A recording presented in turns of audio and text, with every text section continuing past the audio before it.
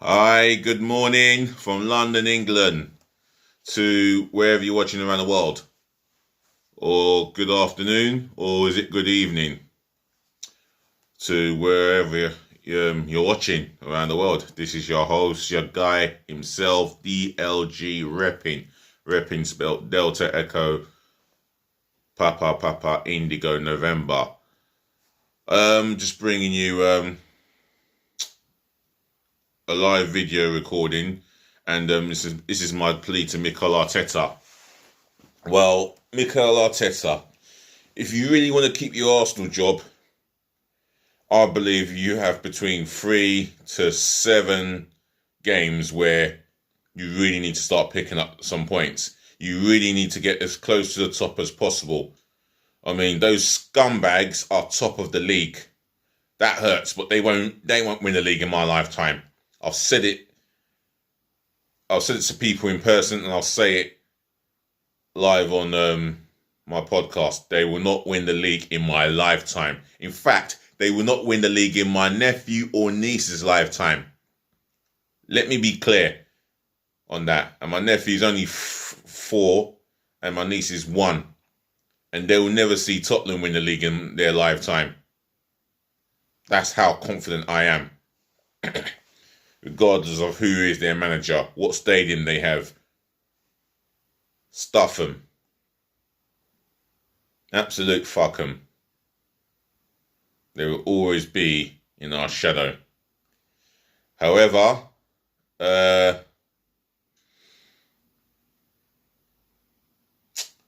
just want to make my message clear to Arteta that playing that back three will play a part, will be one of the reasons that it could cost him his job, because you can't tell me that we haven't got we cannot get 2 centre halves to play the back 4. You can't tell me that we can't operate with a decent right back who is defensively and offensively better than Bellerin. You got one of the best left backs. You got one of the best up and coming left backs in the beautiful game, but you're playing him left. What the fuck are you actually doing by playing Tierney left of the 3 centre halves? He's not a centre half by trade. He's a left back. Centre half is his second position in the case of an emergency, and there isn't an emergency. So why do you keep playing him there? That I don't understand. I hope for the love of God that you fucking get into that back 4. No, not get into that back 4. That's before you do anything else. I hope you find a back 4 for us to play the 4-3-3. You know, you've had enough time to establish what centre half is good enough to play alongside Gabriel Magalhaes. David Luiz, I'll consider playing him, but I can't trust him in the back 4 on a consistent basis. Rob Holding, he's having too many inconsistent performances, and he has the odd 1 or 2, and then he has another 4 or 5 bad games. It's just not good enough. Or let's be fair, he has 2 good games, 2 or 3 bad games. It's just not good enough there. And you have watched him in these match days. We're watching him. Whatever he does in training is irrelevant. You can't perform on a match day. You're not good enough to perform. You can't perform on a match day on a consistent basis. Then you're not good enough to be in the team. Why can't Salah have a chance? What is it you don't trust? He's 19 years old. Yeah? Apparently, it's been leaked out that he's aerial ability and his decision making on the ground, is not so good. But who's the responsible guy for making sure he improves? That's your job. Then you've got coaches who can help him improve his decision making on the floor. You got coaches. And improve his decision making in the air. That's what the coaches are there for. You must have defensive coaches, right? How else would you have improved us defensively? How else would you have improved? I don't know how much you've improved David Luiz, but he's done all right in the back three. He's better in the back three than he is in the back four. Mustafi, you know he's never going to be good enough. You don't want Socrates in your squad. That I can understand. You wanted to sell him. Well, no one came in with a bid. Well, when they did, the club or the hierarchy above weren't happy with the money that was offered for him. He ain't gonna be worth much anyway, Socrates. But that's for the hierarchy to deal with. Your job as a manager is one-to-one basis, making sure the training methods are up to standards.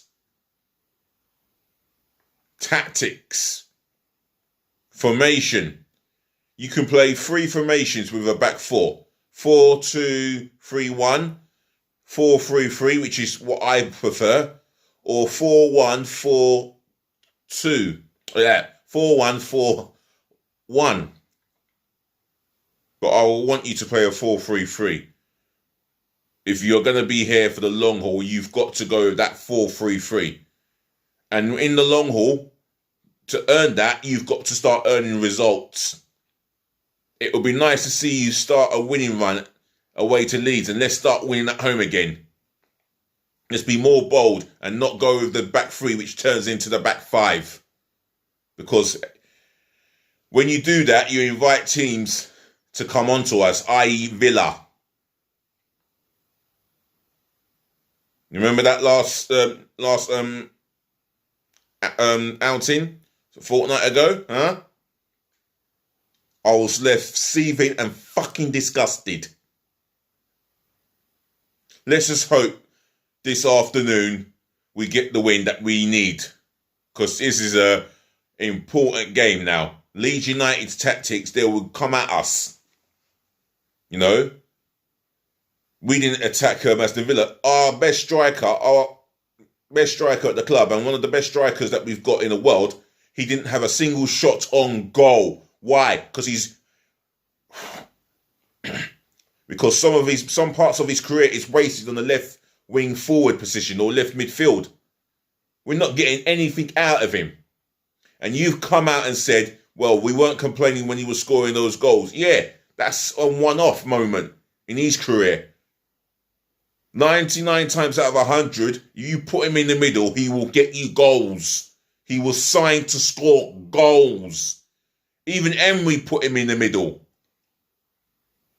Even Emery knew his strengths. You know his strengths, but you choose to play the stubborn game on him. Why? Just get it sorted, Mr. Arteta. Get the balance right. Willian should never have been signed by Arsenal. Whose decision was it? Was it yours, or was it the hierarchy, or was it a joint decision? It should never have happened. It's stopping the development of Nicolas Pepe. Pepe, who cost £72 million, which is an awful a lot of money. It'll be a shame if it all goes to waste, because he hasn't been given the opportunity to really show what he can do.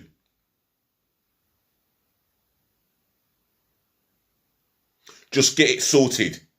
Get the balance sorted ASAP, or your job will be on the line. I don't want to say those words likely, but the reality is games are coming and approaching faster. December is about, 9 days away, and that's when we'll have a rush of games. I understand today we have no Partey or El Neni available. Kolasinac is out self-isolating due to COVID-19. Not that he would have been needed. He's another one who should be sold. However, I would not wish COVID on my own worst enemies, let alone a footballer. And you can joke all you want about him him being Ozil's bodyguard in North London, where he protected him from getting his watches stolen and whatnot. But the irony is, yeah, he is a human being. So, Mikel Arteta, are you going to get the best out of your players? Because if you don't get the best out of your players, then they become unhappy. And if they become unhappy, you go on to lose the dressing room. And if you go on to lose the dressing room, your job will come under scrutiny. I just thought I'd get that message out there, yeah? Do what's right by the players, yeah? And try and work with us as well. Us as being the fans, me and millions of Arsenal fans up and down the country, or the world, to be precise. We're not saying you should listen to every idea we have, but at least hear us out a little. Take some ideas from us. Every team and every fixture is different. I understand you may have to go with the back three, but preferably we need to show the teams above us, yeah, that we are the third greatest football team in England, only behind Liverpool and Manchester United. Now let's show that by approaching teams in the attacking manner. We can attack most of these teams in this league. You can't tell me that we will have to continue to play the back three. You can't be mugging off me or millions of Arsenal fans up and down this planet that we have to play the back three. I don't believe that for 1 second. Leeds United, back four. I've given you my formation, and it starts with the back four. They're followed by the midfield three and the attacking three. And the individuals you pick, you've got to play them where they're strong. Unless under unforeseen circumstances. You have to play them where they're strong. That's what most great teams do. They play their players where they're strong.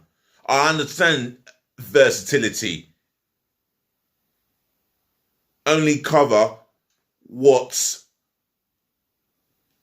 unavailable through injury or suspension. That is the only thing I can understand. But for me, Mikel Arteta, you need to play players in their best position to get the very best out of them. Otherwise, you're not going to see the results. You're not going to see the best performances. How do you expect Aubameyang to perform 8, 9 out of 10, if not 10 out of 10, if he's playing on the fucking wing? It's not going to happen. Stop with these fucking illusions. Devil advocate, whatever it is going through your skull. Fucking flush it out. I hope you understand.